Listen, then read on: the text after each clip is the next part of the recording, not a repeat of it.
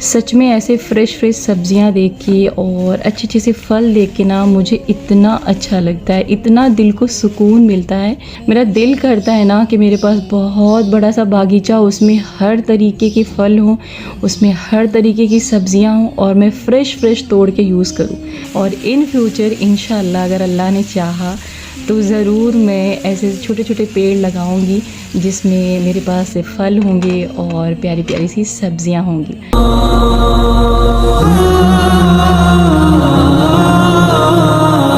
उसको आने दो, फरवरी के महीने में और सी लगेंगे। चलिए हाँ।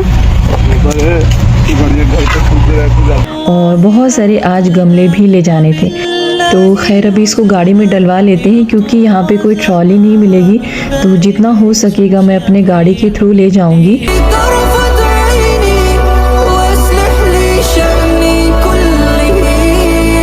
तो मेरी आज की वीडियो है सिर्फ उन लोगों के लिए जिनको फ्लावर से मेरी तरह बहुत ज़्यादा प्यार हो। तो ये है राजू नर्सरी और ये है इलाहाबाद यूनिवर्सिटी के जस्ट बगल में कटरे में। तो अभी स्प्रिंग अनियन निकल रही है और बहुत प्यारी लग रही थी दिखने में। तो बस अभी ट्रायल है, बस 5-6 मैंने ऐसे ही डाल दिया था और दिखने में बहुत ज़्यादा खूबसूरत लग रही थी, ग्रीन। और मुझे शौक बहुत ज़्यादा है कि मैं अपने छत पे हर एक पेड़ को लगाऊं। तो अभी तो ले लिया अल्लाह के भरोसे और देखते हैं कि इसमें फल निकलता है कि नहीं, लेकिन नीयत अच्छी होनी चाहिए आपकी। अगर पेड़ मिला है ना तो फल भी इंशाल्लाह ज़रूर आएगा। तो अभी जो भी मेरा प्लान है, यानी टेरेस पे जो भी रखने का गमले का प्लान है वो कंप्लीट नहीं हो पाया। तो अभी शाम का वक्त था और मुझे यहाँ पर सीड को डालना था, तो धूप काफ़ी ज़्यादा तेज़ हो रही थी। तो बारिश का तो मौसम है, लेकिन इस बीच जो भी धूप निकलती है ना बहुत ज़्यादा तेज़ होती है वो। तो अल्हम्दुलिल्लाह अल्लाह का 1000 बार शुक्र है कि यहाँ पर ना पेड़ बड़े प्यारे निकल गए। तो जितने बड़े गमले में आप सब्जियों को, फलों को लगाएंगे ना उतनी अच्छी उसकी ग्रोथ होगी।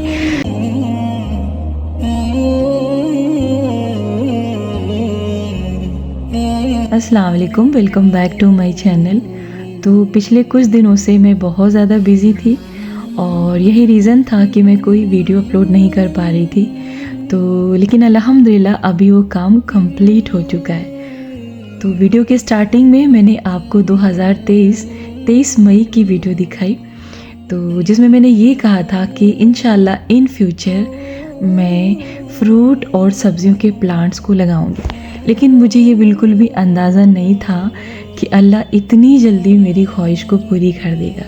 शायद वो कबूलियत की घड़ी थी, इसीलिए 1 साल के अंदर अल्लाह ने जो ख्वाहिश मैंने अपने दिल में की थी वो पूरी कर दिया। तो हालांकि ये ख्वाहिश तो हमेशा से ही मेरे दिल में थी और हमारा बचपन गांव में बीता है और हम ऐसे ही पेड़ पौधों के बीच में पले बढ़े और फ्रेश सब्जियां और जो भी फ्रूट्स होते थे उसको तोड़ के खाते थे।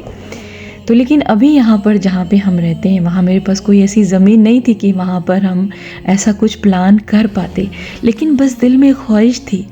और कहते हैं ना कि बंदों के लिए ये सोचना मुश्किल होता है कि मेरा ये काम कैसे होगा, लेकिन अल्लाह के लिए कुछ नहीं मुश्किल होता है। वो तो बस अपने बंदों से यही कहता है कि तुम वो करो जो मैं चाहता हूँ, फिर मैं तुम्हें वो भी दूंगा जो तुम चाहते हो। तो इसके लिए सबसे पहले हमें यही करना पड़ेगा कि हम अल्लाह की सुने, जो हमें रास्ता बताता है उस पर हम चलें, फिर हमारे लिए कोई भी काम मुश्किल नहीं होगा। और जिस काम में आप अल्लाह को शामिल करके चलते हैं ना वो काम आपका मुश्किल कभी नहीं होता है। लेकिन यहाँ पर जो भी मैंने अचीव किया अभी वो मेरे सोच और समझ से बाहर था।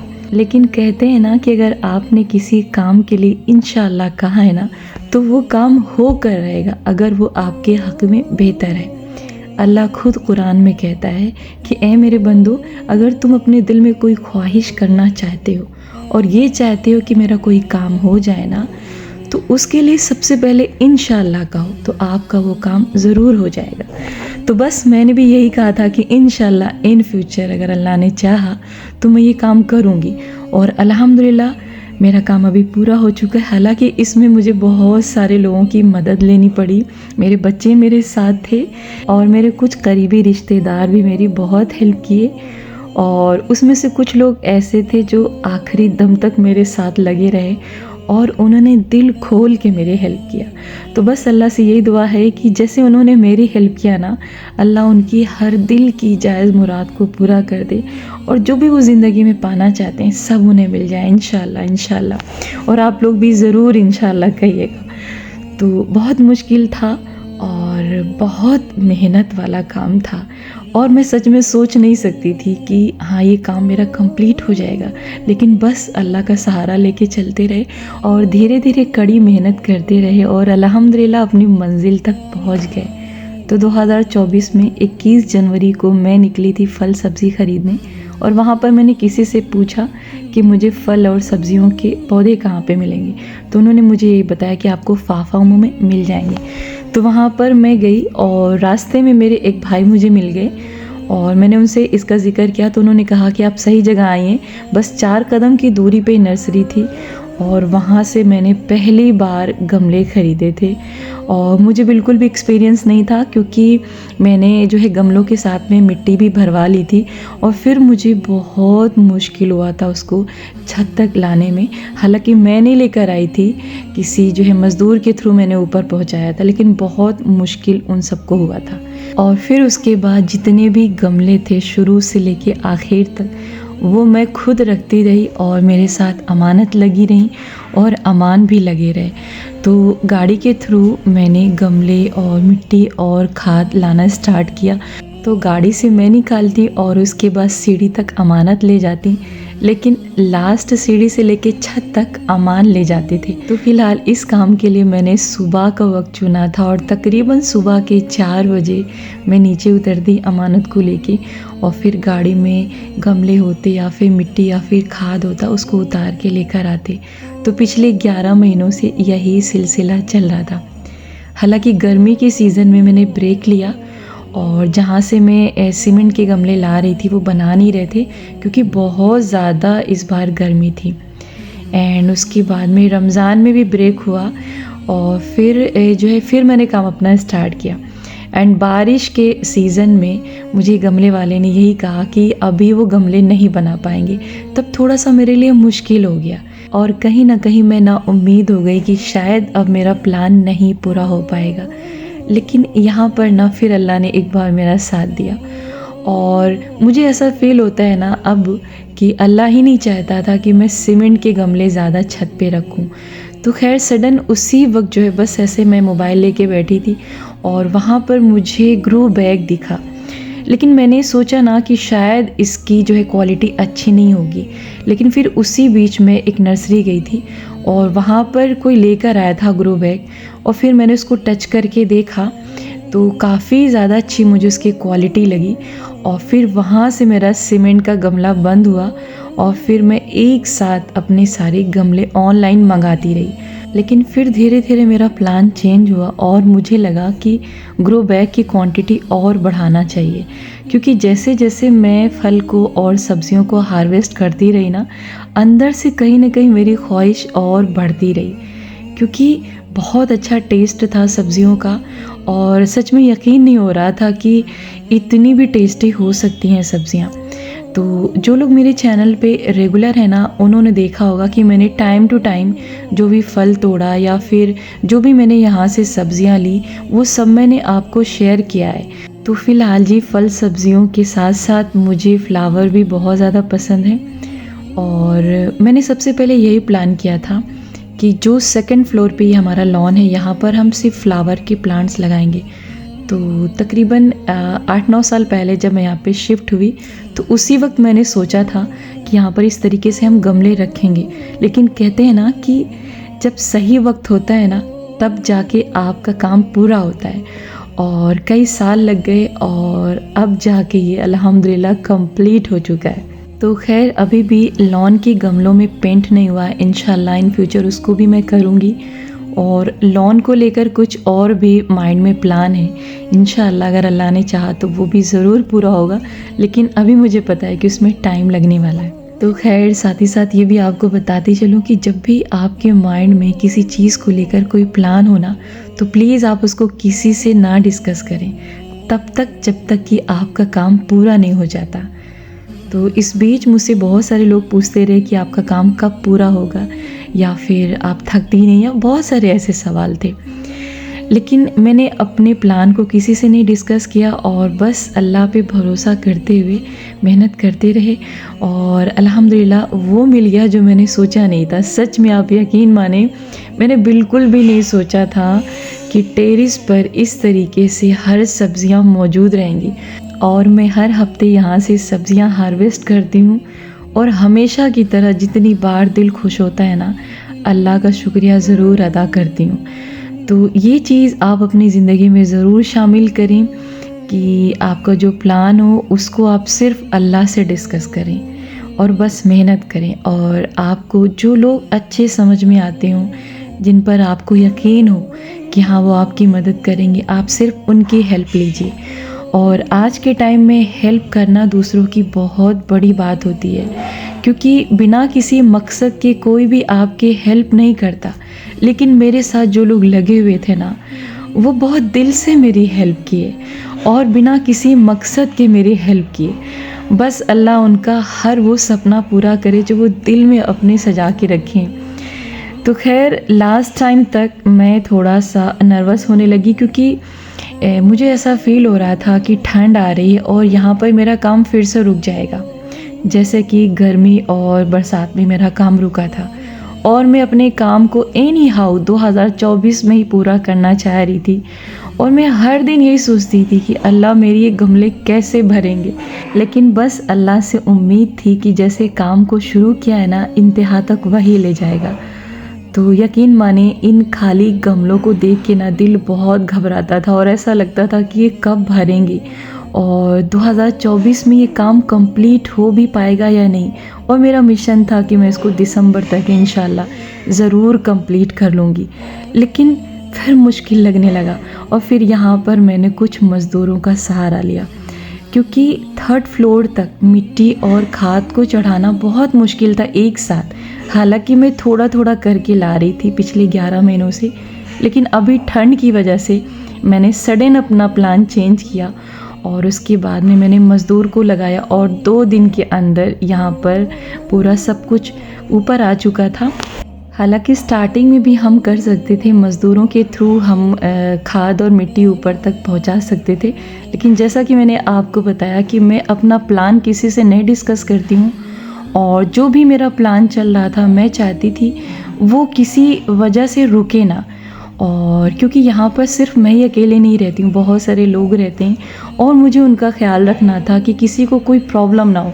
क्योंकि अगर मज़दूर लगते तो जाहिर था कि जो है घर के दरवाज़े कई घंटों तक खुले रहने थे। तो फ़िलहाल इसी कश्मोकश में मैं काफ़ी टाइम तक रही, लेकिन एंड में मैंने यही सोचा कि अल्लाह तेरे हवाले सब करती हूँ और जो भी होगा उससे तुम संभाल लेना, लेकिन मेरा काम कंप्लीट हो जाए। एंड अल्हम्दुलिल्लाह सब कुछ ऊपर आया। एंड इस नवंबर में पूरा लग के पूरी तरीके से मैं बिज़ी होके काम करती रही और हर दिन यहाँ पर मैं 2-3 घंटा समय देती रही, क्योंकि खाद और मिट्टी को मिक्स करना अपने आप में भी एक बहुत बड़ा काम होता है। तो खैर सब धीरे धीरे होता रहा, लेकिन ये मंथ बहुत बिज़ी रहा और बहुत थका देने वाला रहा। और शायद मैंने अपनी ज़िंदगी में इतनी मेहनत कभी भी नहीं की थी जितनी इस नवंबर लास्ट वीक में मैंने की है। और जैसा कि मैंने आपको बताया कि साथ ही साथ अमान और अमानत लगे रहे और अल्हम्दुलिल्लाह हम इंतहा तक पहुँच जाए। और आज फिर मैं नर्सरी गई और वहाँ से मैं फ्रूट के प्लांट्स लेकर आई, क्योंकि अभी मेरे कुछ गमले बचे हुए थे उसमें प्लांट्स नहीं लगे थे।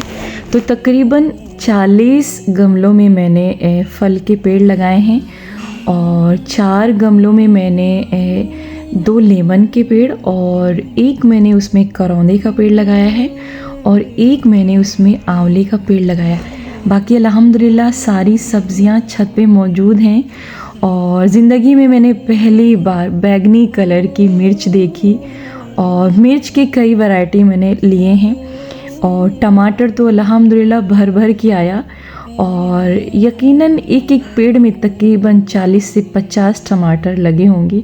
और इस बीच इतना बिजी थे ना कि हमने गौर भी नहीं किया, और जब पेड़ डिसबैलेंस होने लगे तब मैंने जो है देखा कि इतने सारे उसमें टमाटर निकले हैं। तो साथ ही साथ यहाँ पर मैंने ब्रोकली का भी पेड़ लगाया है और कैबेज भी है, कॉलीफ्लावर भी है और साथ ही साथ मैंने हरी मटर भी डाली है। तो ये है 4th फ्लोर और यहाँ तक मुझे मिट्टी और खाद पहुँचाने में बहुत ज़्यादा मेहनत लगी, क्योंकि सीढ़ी एकदम खड़ी खड़ी है और चढ़ने में थोड़ा इजी था लेकिन उतरने में बहुत मुश्किल हो रहा था।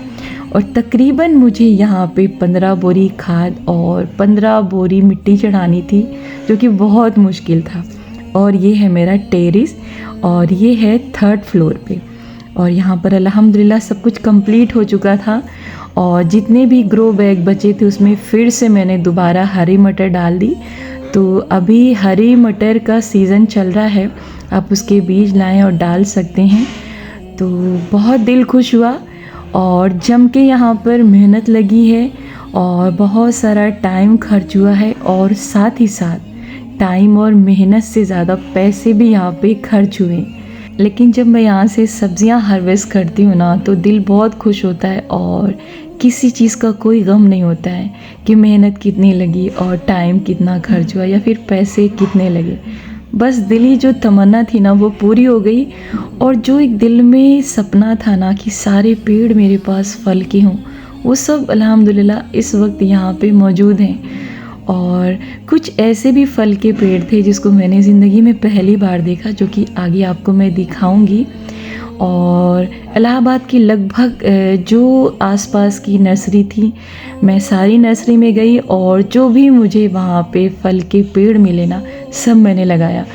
और कुछ नर्सरी ऐसी थी जिस पे मैं कई बार गई और फिर मुझसे यही कहा गया कि मैम जितने भी फल के प्लांट थे वो आप ले जा चुकी हैं, अब ऐसा कुछ भी नहीं बचा। लेकिन हाँ, आम की वैरायटी बहुत थी और यहाँ पर मैंने अपने छत पे तकरीबन 4 आम की वैरायटी लगाई हुई है। और इसी तरह मैंने अमरूद के पेड़ की भी कई वैरायटी लगाई है और साथ ही साथ माल्टा, संतरा, मौसम्बी और कीनू के भी 2-2 प्लांट मैंने लगाए हैं।